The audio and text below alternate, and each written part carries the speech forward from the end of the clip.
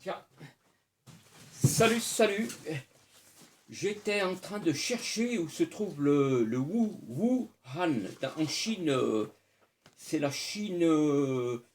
D'abord, bienvenue sur ma chaîne, bienvenue sur la chaîne. Vous êtes tous et toutes les bienvenus, avec un grand plaisir. Ça fait vraiment très plaisir d'être avec vous et de pouvoir échanger, quoi. Donc le Wuhan, c'est la Chine centrale. C'est la Chine centrale. En fait, ça se trouve ici, quoi, dans le. Je veux dire, c'est l'Est de la Chine, mais bon, l'Est de la Chine, c'est vaste, c'est peut-être 20 fois la France, quoi. Donc ça se trouve ici, et c'est parti d'ici le virus. Étant donné qu'à l'origine, donc j'ai une licence en géographie, donc voilà, et donc je sais de quoi. C'est des choses que. Toute la géopolitique et toutes les choses, tout ce qui se passe dans le monde et la connaissance du monde physique et politique, ça, je connais très bien. J'ai fait des études dans ce domaine. Et depuis plus de 20 ans maintenant, bon, j'ai travaillé aussi bon, dans différents domaines, un peu dans l'administration. Et puis depuis plus de 20 ans, je me suis reconverti. J'ai fait une. Donc je me suis formé dans les espaces naturels. J'ai un bac plus 2 dans les espaces naturels. Maintenant, je m'occupe d'espaces naturels, quoi. Voilà, et c'est très intéressant. Donc pour le monde agricole, je connais très bien. Je connais très bien, je sais ce qui s'y passe. Bon, ça fait plus de 20 ans que je travaille au contact des agriculteurs et de tout ce qui est bon, les espaces, la production, voilà, tout ce qui est les élevages. Et je sais ce qui s'y passe. Et quand moi, ça me fait rigoler quand on me dit que d'ici, de la Chine centrale est parti le Covid-19, là, ce coronavirus. Et donc à cause de la consommation d'animaux sauvages, il paraît que c'est. Non, mais ce qui s'est passé, c'est que c'est les chiens ou les blaireaux qui flairent les déjections des chauves-souris. Et là, en Asie, on sait très bien qu'en Chine, ils consomment du chien et des blaireaux. Et donc, il paraît que ça s'est transmis par ce biais, de cette façon de l'animal à l'homme. Et ça, bon, c'est une hypothèse, quoi. C'est certainement, c'est ce qui est le plus, c'est ce qui est soupçonné. Et donc, moi, je me pose plutôt des questions dans le sens où il y a une chose par rapport aux habitudes, même ici qu'on a, quoi. Ce qui m'inquiète, c'est, on parle de confinement, et travaillant avec étant en contact des agriculteurs, des élevages et de leur production, je sais que il y a des choses vraiment inquiétantes au niveau production, au niveau gestion. Il y a les élevages, c'est effrayant, quoi. Que ce soit les bovins, les ovins, la volaille, les poulets, quoi, ou les porcs, ils sont confinés. Mais nous, on parle de confinement, mais qu'est-ce que c'est qu'on a enfermé? Bon, c'est un peu un enfer, quoi. Mais disons, on a enfermé, mais ce confinement, bon, il fait rigoler par rapport à la situation des animaux dans les élevages.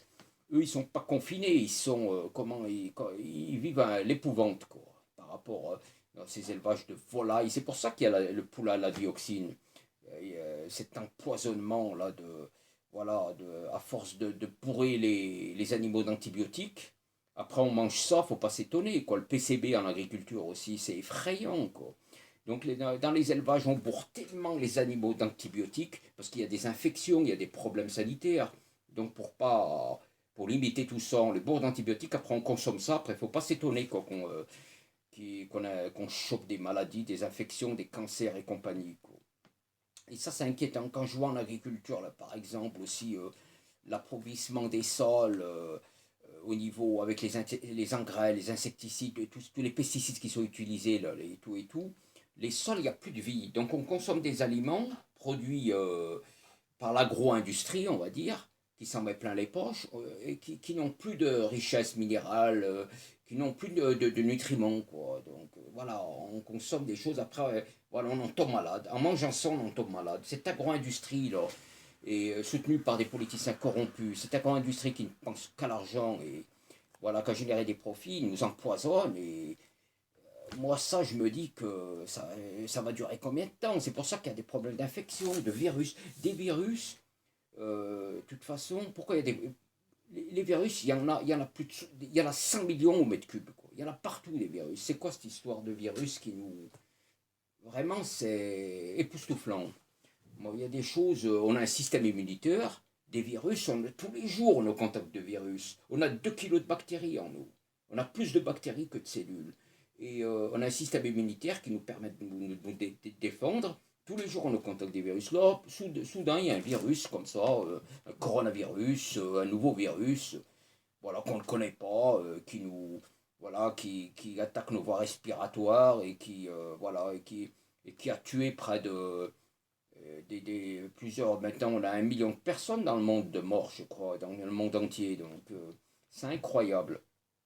Et je pense que si on ne, je veux dire, on ne, ces maladies virales et bactériennes, en fait, qui sont des maladies de nettoyage, quoi.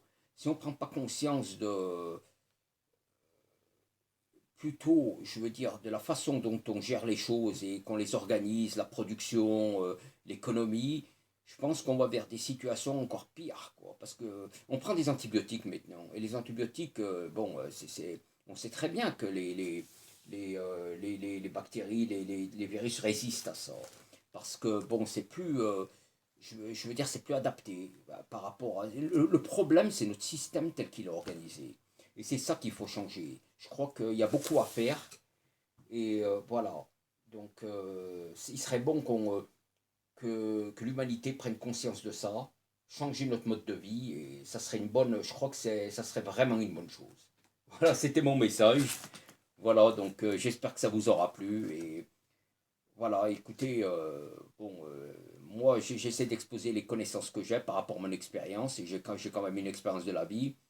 Voilà, à l'origine, j'ai quand même bon, fait des études en sciences humaines, en géographie, et puis j'ai quand même bon, environ 20-25 ans de travail dans l'agriculture et dans les espaces naturels, donc je sais de quoi je parle et je vois des choses vraiment qui sont surprenantes.